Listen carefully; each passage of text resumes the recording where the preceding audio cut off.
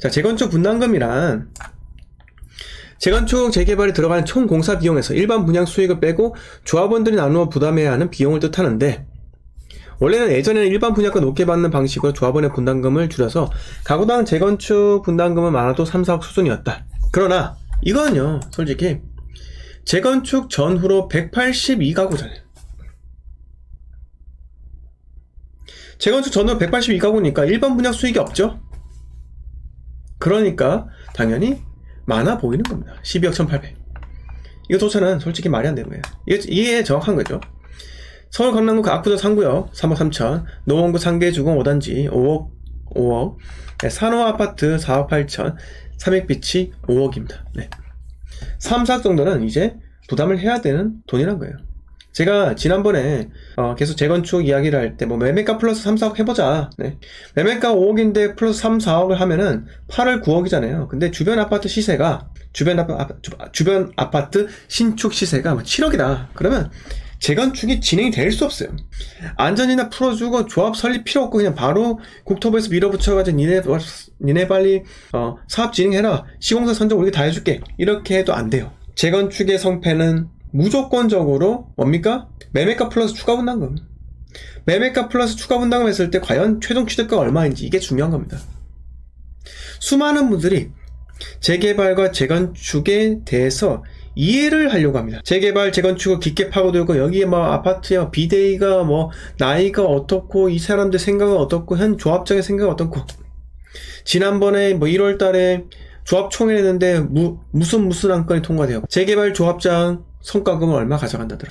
이거는 중요한 게 아닙니다. 투자에 있어서 중요한 게 아니라고요. 그냥 곁다리예요. 이거 그냥 양념, 스토리텔링 하기에 좋겠죠. 근데 수많은 분들은 이런 재건축 이 조합 사무실 안에 숟가락이 몇 개인지, 직원이 몇 명인지, 네, 거기 일하는 직원이 미혼인지 기혼인지 이런 것만 이야기를 해주면 와, 이 사람 전문가다 라고 이야기하는 거예요. 그런데 실상은요, 그게 중요한 게 아닙니다. 투자를 할 때는요, 재건축에 단계 진행되는 그 사업성은요, 리스크가 따릅니다. 아무리 그런 것을 뭐 숟가락 몇 개, 뭐 밥그릇 몇 개, 그걸 알면 뭐합니까? 불의의 사고로 조합이 진행이 안 되는 거예요. 대구 보세요. 대구에 재건축 구역들 얼마나 많습니까? 그 구역들 중에서 사업 시행인가 받고도 조합 사업이 진행이 안 돼요. 왜 진행이 안 되겠습니까? 재건축도 결국은 부동산이에요. 재건축이 되고 신축되면 집값이 잭팟 터진다, 투자한 게 잭팟 터진다, 이게 아니라고요. 항상 최우선적으로 생각해야 될 게 매매가 플러스 추가 분담금 했을 때 주위 신축가 얼마큼 차이가 나는지가 매우 중요한 겁니다. 이것만 보고 이게 사업 시행인가 전 조합원 분양가가 나오지 않더라도 충분히 계산을 할 수가 있다고요. 충분히 계산할 수 있습니다. 이제는 그래요. 그래서 절대로 여러분 그냥 정비사업 투자할 때, 재개발이든 재건축 투자할 때 그냥 처음에 뭐 구역도 지정되기 전에 넣자, 언젠가 되겠지, 이렇게 생각하고 덤볐다가 한 번은 성공할 수 있어요. 한 번은요. 하지만 두 번째, 세 번째, 네 번째, 자, 재개발 투자 한번 하잖아요. 간땡이 커져요. 이걸로 성공하잖아요. 세상에 배는 게 없습니다.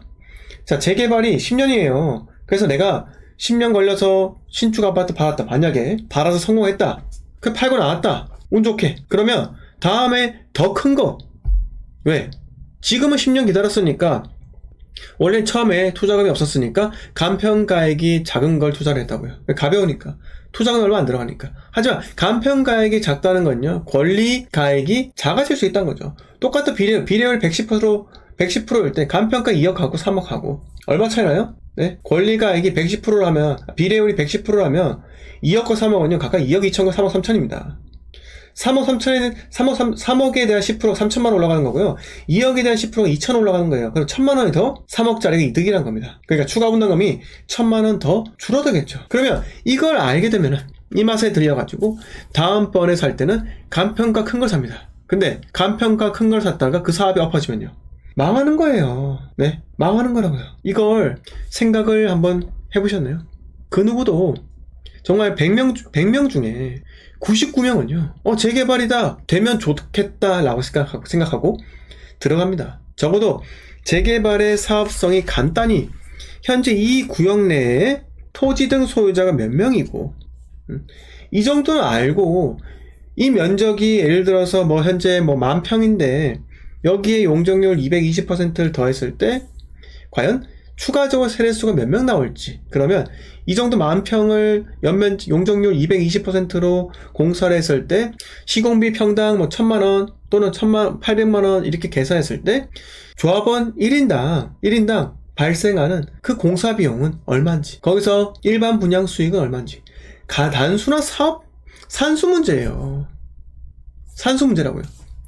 요것만 계산하면 다 끝납니다. 여러분, 이것만 계산할 줄 알면요 그냥 끝이 나요.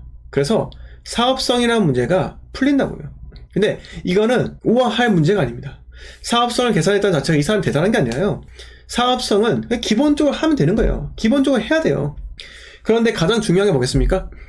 현재 조합이 설립돼서 과연 10년 뒤에 또는 5년 뒤에, 내가 5년 뒤에 익절할까 생각하고 5년 뒤에 부동산 분위기가 좋을 것인가, 이거를 생각해야 한다고요. 그래서 내가 부동산 투자를 할 때, 특히 재개발 투자할 때 1, 2년 안에 팔 거 아니잖아요. 맞죠? 주택수에 포함됩니다. 빌라 사도 1, 2년 안에 살 게 아니기 때문에 이거를 팔 시점에 부동산 경기가 하락했다 그러면 내가 갖고 있던 가상의 피마저도 다 뺏긴다는 말입니다. 그래서 제가 말씀드리는 게, 어느 정도 사업성이 있는 사업시행 인가 정도는 통과한 재개발 구역이든 재건축이든 이 상품들을 부동산 하락기 때 매수를 하는 방법으로 접근해 보시라고요. 그런데 아무리 하락기를 할지라도 재개발이든 재건축이든 투자금은 제법 들어가요. 기존 아파트보다 더 들어갈 수 있습니다. 그리고 재개발 같은 경우는요, 어차피 빌라를 사거나 단독주택을 사거나 대출이 얼마 안 나와요. 간평을 받았다면 간평가액에서 곱하기 50% 대출이 나와요. 근데 이주비 대출은 언제예요? 추후에 관천하고 이주할 때 그때 받지 않겠습니까? 네, 그렇다고요. 그러면 재개발도 대출이 들어갑니다. 왜? 전세 세팅 안 되잖아요. 누가 재개발하는데, 단독주택 하는데 전세가를 매매가의 80% 수준으로 들어오겠습니까? 안 들어온다고요. 그러면 여러분, DSR 추후에 내가 주담대로 내 집 마련할 때, 실거주용 내 집을 살 때도 DSR 때문에 대출이 또 안 된다 하는 겁니다. 이걸 명심하고 재개발이든 재건축이든 투자를 하시기 바라겠습니다. 자, 재건축 아파트 추정 분담금 이렇게 말씀을 드렸고요. 그래서 항상 우리가 투자를 할 때는 준비를 해야 됩니다. 자, 평당 공사비 1,300만원대 치솟았다 이렇게 이야기하잖아요. 그래서 항상 우리가 지금 23, 24 대구, 25 부산, 26, 27 대전 또는 청주예요. 이렇게 제가 목표점을 세워드렸습니다.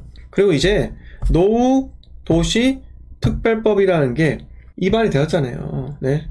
평당 공사비 1,300만원 이런 거 가지고 계산해 보시라고요. 계산을 해서 과연 어떤 곳이 내가 투자했을 때 투자금 대비해서 사업성이 가장 좋을 것인가, 이거는 여러분들이 심심하면 계산을 해볼 문제입니다. 방금 제가 말씀드렸던 이런 도시들, 네, 이제는 투자 트렌드가 또 바뀌어요. 마디빌러님, 성장님, 라피타님, 자, 미전님 마찬가지입니다. 오랫동안 제 방송을 시청하신 모든 분들, 구독자분들, 제가 뭐라고 합니까? 공시가 1억 이하를 살 때 항상 제가 어떤 것이 있는 투자처를 골라야 한다 했죠? 공시가 1억 이하 어떤 게 있어야 되죠? 스토리가 담겨져 있어야 돼요.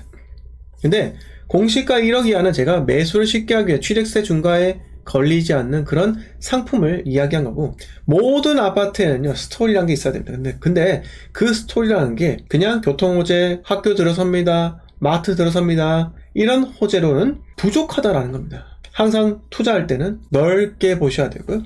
그리고 내 아파트가 정말 다른 아파트와 어떤 차별성이 있는지를 가장 중요하게 여기셔야 한다. 그래서 제가 늘 스토리가 있는 상품들을 말씀을 드렸었고요. 그래서 제가 작년 7월 달에 우리 대구에서 오프라인 강의를 했을 때 제가 보유한 물건들 공유를 했어요. 자, 공유했죠. 공유하면서 의문 드신 분도 계실 겁니다. 뭐 저 인간 뭐 저딴 거 사냐. 근데 제가 두 가지 포인트를 말씀드렸어요. 이거는 투자금이 적게 들어간다. 즉 똑같이 10%만 상승하더라도 투자금이 적게 들어갔기 때문에 수익률 자체가 높다. 그리고 지분 투자하기 때문에, 그리고 같은 3억을 투자하더라도 3천씩 열채 투자한 거하고 3억 하나 투자한 거하고 이게 수익률 자체에서 차이가 날 수밖에 없는 게 뭐냐면 3억을 비과세가 아닌 일반 과세를 매도하잖아요. 3억이 차이 가지고 그것보다 3천씩 열채로 쪼개고 그게 한 채당 3천씩 올랐을 때 그리고 공동명의를 통해서 지분을 쪼갰을 때 세법적으로 훨씬 더 유리하다. 이 말씀을 드리고 싶었던 거예요. 제가 그냥 바보가 아닙니다. 제가 생각이 없는 게 아니에요. 2023년, 24년 전 적극적으로 매수했습니다. 제가 매수했던 거 후회가 될 때도 있죠. 왜요? 그냥 한 채 제대로 된 거 살걸. 후회도 됩니다. 왜? 매수하는 게 힘들까요? 전세 세팅하는 것도 힘듭니다. 피 말려요. 피 말린다고요. 그러나 저는 지금 당장 힘들지만 이 노고가 결국은 3, 4년 뒤에 제 투자 수익률에 어마어마한 도움이 될 거라 생각이 듭니다.